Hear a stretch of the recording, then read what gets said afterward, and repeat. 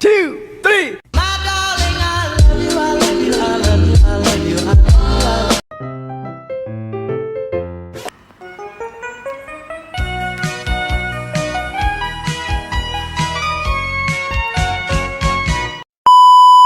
Assalamualaikum, halo semua, kembali lagi di kanal YouTube Indah.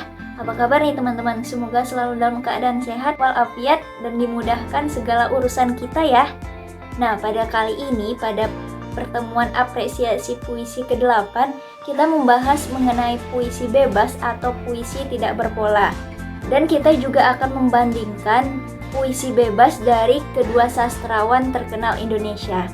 Nah, siapa saja dua sastrawan ini? Makanya simak video ini sampai habis ya. Teman-teman, sekilas mengenai puisi bebas atau puisi tidak berpola ini adalah puisi yang tidak terikat oleh rima, jumlah larik pada setiap bait, dan juga jumlah suku kata dalam setiap larik puisinya. Nah, kenapa dikatakan bebas? Itu karena tidak ada keterkaitan antar unsur pola baris dalam puisi.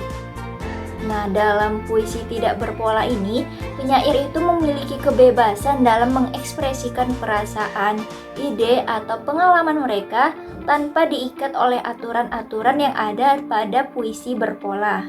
Nah, pada kali ini Indah membahas mengenai puisi tidak berpola atau puisi bebas yang dimiliki oleh Chairil Anwar dan Sutarji Kalijumbahri.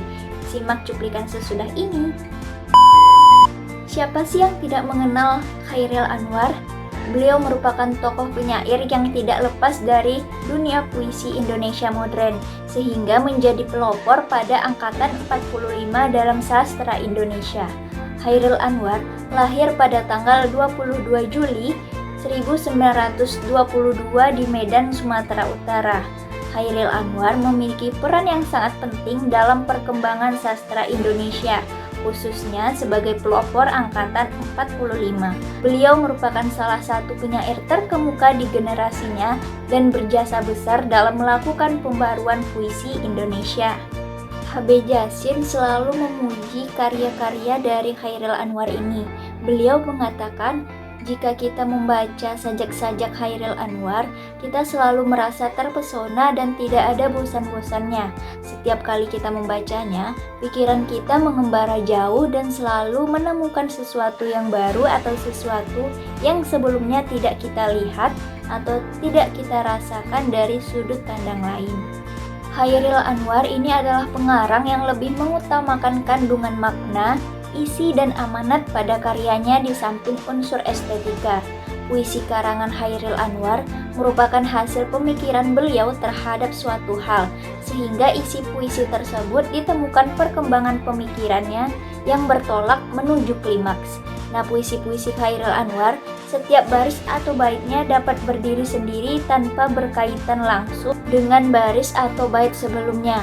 Oleh karena itu, puisi-puisi beliau tergolong puisi bebas karena tidak terikat pada pola setiap baris maupun baitnya. Nah teman-teman, mari kita lihat salah satu karya puisi dari Chairil Anwar ini yang berjudul Aku Berkaca. Aku berkaca, ini muka penuh luka, siapa punya? Ku dengar seru menderu dalam hatiku, apa hanya angin lalu? Lagu lain pula menggelepar tengah malam buta. Ah, segala menebal, segala mengental, segala tak ku kenal, selamat tinggal. Dalam puisinya yang berjudul Aku Berkaca ini, Chairil Anwar sengaja menonjolkan terjadinya aliterasi dan asonansi dalam setiap baitnya. Bait pertama terdapat aliterasi vokal A pada akhiran setiap baris. Bait kedua, 3 frasanya beraliterasi di akhir dengan vokal U. Selanjutnya, bait ketiga memberi tempat kembali pada vokal A untuk menutup 2 barisnya.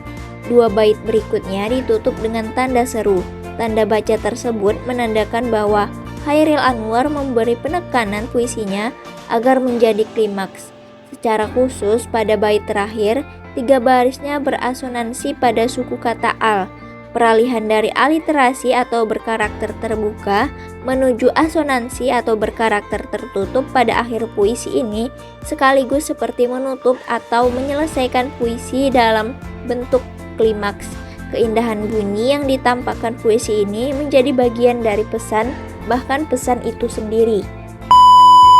Selanjutnya itu Sutarji Kalzumbahri. Nah, Sutarji Kalzumbahri ini merupakan tokoh pelopor penyair pada angkatan 70-an. Sutarji lahir pada tanggal 24 Juni 1941 di Rengat, Indragiri Hulu, Provinsi Riau. Kreativitasnya berpuisi dimulai sejak ia berumur 25 tahun saat menjadi seorang mahasiswa. Sajak Sutarji yang berjudul O merupakan suatu kumpulan puisi yang pertama kali muncul pada majalah sastra Horizon. Pada tahun selanjutnya, dengan majalah yang sama, karyanya berjudul Amuk kembali diterbitkan. Sutarji kemudian hari dikenal dengan kredo puisinya yang menarik perhatian dunia sastra Indonesia. Sutarji berpendapat bahwa kata-kata bukan sekedar sarana untuk menyampaikan pengertian, karena menurutnya kata-kata itu sendiri adalah pengertian. Beliau berpikir bahwa kata-kata itu harus terbebas dari penjajahan pengertian dan dari beban ide, serta penjajahan gramatika dan tabu bahasa. Jadi kata-kata itu harus bebas menentukan dirinya sendiri. Dengan demikian, menurut Sutarji, penyair harus memberikan kebebasan seluas-luasnya kepada kata-kata agar kata-kata dapat mewujudkan diri sendiri dan menciptakan dunia pengertiannya sendiri. Kata-kata dalam sajak-sajak Sutarji dapat ditulis sungsang, dipotong, atau dibalik susunan katanya. Nah teman-teman, berbeda dengan Chairil Anwar, Sutarji lebih mengutamakan adanya unsur keindahan atau estetika dalam karyanya. Nilai keindahan puisi Sutarji dapat dilihat dari pola penulisannya, yaitu tipografi.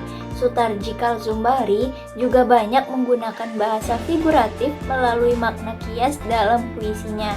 Dalam hal ini, kita akan menganalisis puisi Sutarji yang berjudul Tragedi Winka dan Sinka. Oke teman-teman, ini dia puisi Sutarji yang berjudul Tragedi Winka dan Sinka. Tipografi puisi ini disusun membentuk zigzag, di mana bentuk tersebut seperti gelombang memberikan makna khas bahwa kehidupan rumah tangga tentu mengalami pasang surut, lika-liku atau menyenangkan dan mengecewakan. Dari puisi Winka dan Sinka karya Sutarji ini dapat kita simpulkan bahwa Sutarji lebih mengemukakan keindahan atau estetika dalam karyanya dibanding makna atau pesan yang ingin disampaikan. Sekian materi kali ini, semoga bermanfaat. Sampai jumpa.